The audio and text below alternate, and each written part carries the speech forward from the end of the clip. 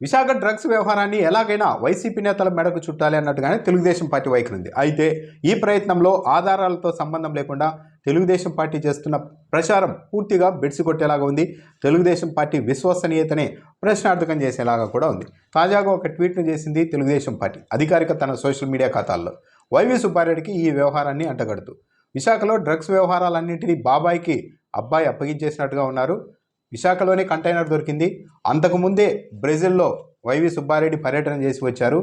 YV Subbareddy Brazil పర్యటన వెనుక drugs mafia నీలినీడలు అంటూ ఒక అధికారిక తెలుగుదేశం పార్టీ ఖాతాల్లోనే ఒక ట్వీట్ను చేశారు. 2 ఫోటోల్ని కూడా. గతంలో వైవి సుబ్బారెడ్డి బ్రెజిల్ వెళ్ళినప్పుడు ఒక ఫోటో, బ్రెజిల్ బృందం ఒంగోలుకు వచ్చినప్పటికీ సంబంధించిన మరో ఫోటోను తెలుగుదేశం పార్టీ పోస్ట్ చేసింది.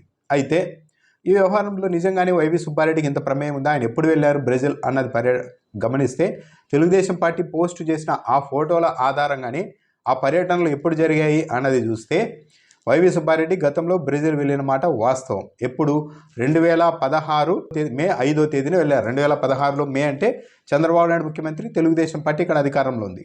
అప్పుడు వైవి సుబ్బారెడ్డి మరి ఏ హోదాలో వెళ్ళారంటే అప్పుడు ఆయన ఎంపీ, లోక్సభ ఎంపీ వైసీపీ నుండి.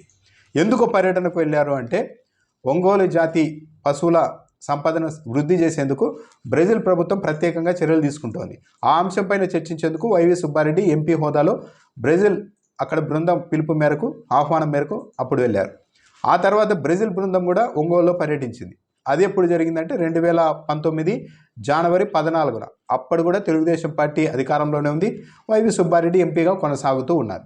అప్పుడు కూడా బ్రెజిల్ బృందం ఎందుకు వచ్చింది అంటే ఇదే అంశం మీదే, ఒంగోలు జాతి పశువులకు సంబంధించిన వ్యవహారాలపై చర్చించేందుకే వచ్చింది. ఆ వచ్చింది కూడా ఎవరు అనామకులు కాదు, బ్రెజిల్ వ్యవసాయ పరిశోధనా కేంద్రానికి సంబంధించిన వాళ్ళే, అధికారులు, శాస్త్రవేత్తలే వచ్చారు.